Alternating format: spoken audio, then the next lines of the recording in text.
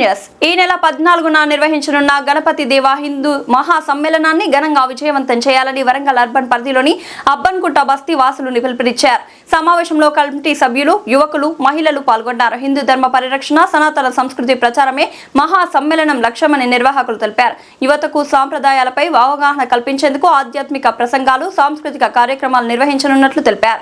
భారీ సంఖ్యలో భక్తులు హాజరవుతారని, కార్యక్రమానికి ప్రత్యేక ఏర్పాట్లు చేస్తున్నామని పేర్కొన్నారు.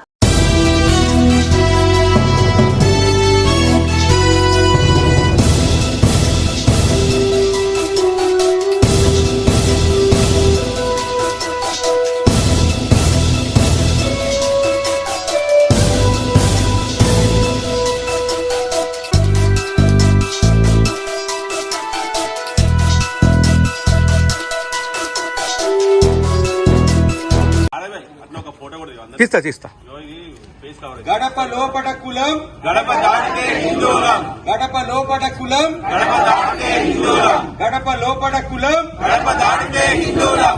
జై శ్రీరామ్, జై శ్రీరామ్, జై శ్రీరామ్, జై శ్రీరామ్. రామ లక్ష్మణ జానకి జై బోలో హనుమానికి. గడప లోపట కులం గడప దాటితే హిందూలం, గడప లోపట కులం గడప దాటితే హిందూలం, గడప లోపట కులం గడప దాటితే. జై శ్రీరామ్, జై శ్రీరామ్, జై శ్రీరామ్, జై శ్రీరామ్, జై శ్రీరామ్. ఆర్ఎస్ఎస్ 100 సంవత్సరాలు పూర్తి అయిన సందర్భంగా మనకు దేశవ్యాప్తంగా హిందూ సమ్మేళనాలు అనేది నిర్వహించడం జరుగుతుంది. అందులో భాగంగా మన అబ్బనికుంట బస్తీ నుండి టీఆర్టీ గ్రౌండ్ లో ఈ నెల 14వ తారీఖు రోజు సాయంత్రము గణపతి దేవ హిందూ మహాసమ్మేళనాన్ని ఘనంగా ఏర్పాట్లు చేయడం జరుగుతుంది. అందులో భాగంగా గత 4 రోజుల నుండి ప్రచార కార్యక్రమం అనేది ఈ అబ్బనికుంట బస్తీ ప్రాంతంలో చాలా ముమ్మరంగా జరుగుతుంది. ఈ సందర్భంగా హిందూ బంధువులందరూ ఈ నెల 14వ తారీఖు రోజు సాయంత్రము టీఆర్టీ గ్రౌండ్ కు వేలాదిగా తరలి రావాలని ఈ సందర్భంగా కోరుకుంటున్నాం.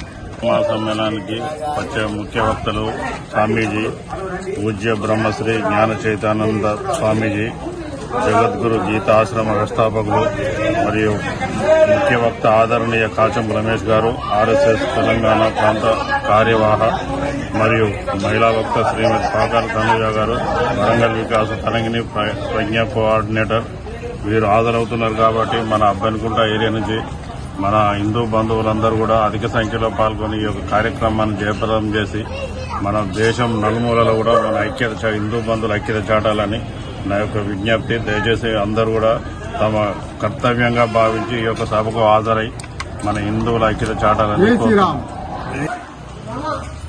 హిందూ మహాసమ్మేళన కార్యక్రమాన్ని అబ్బన్కుంట బస్తీలో ఘనంగా చేయడం జరుగుతుంది. దానిలో భాగంగా ఒక కమిటీ లాగా ఏర్పాటు చేసుకుని మరి 14వ తారీఖు రోజు టీఆర్టీ గ్రౌండ్ ఆ రోజు 5:30 గంటలకు అక్కడ అన్ని ఏర్పాట్లు కూడా చేయడం జరుగుతుంది. పెద్ద స్టేజ్, చైర్స్, కార్పెట్లు కానీ, వాళ్ళకు కావాల్సిన మజ్జిగ కానీ, వాటర్ కానీ, వాళ్ళకు భోజన సదుపాయం కూడా చేయడం జరుగుతుంది. మరి భక్తులందరూ కూడా పెద్ద ఎత్తున ఆ కార్యక్రమానికి విచ్చేసి ఆ స్వామివారి ప్రవచనాలు విని పరవశించాల్సిందిగా మరి కమిటీ తరఫున మేము కోరుతూ అందరు రావాల్సిందిగా కోరుతున్నాం. ఆ రోజు 5:30, 6 గంటల నుండే మనకు అక్కడ సాంస్కృతిక కార్యక్రమాలు కూడా మొదలవుతుంటాయి. ఎవరైతే స్వామీజీలు ఉన్నారో వాళ్ళ ప్రవచనాల ముందు ఒక 2-3 బృందాల ద్వారా సాంస్కృతిక కార్యక్రమాలు కూడా పూర్తి స్థాయిలో ఏర్పాటు చేయడం జరిగింది. మరి ఆ సంస్కృతుల తర్వాత పూర్తిగా వారి మెసేజ్ కూడా తీసుకోవడం జరుగుతుంది. మెసేజ్ తర్వాత భోజనాలు కూడా అరేంజ్ చేసినాం. అందరూ కూడా రావాల్సిందిగా మేము ఇంటింటికి కూడా ప్రచారం చేస్తూ అందరినీ, హిందువులందరినీ కూడా కదిలిస్తున్నాం. ఓకే.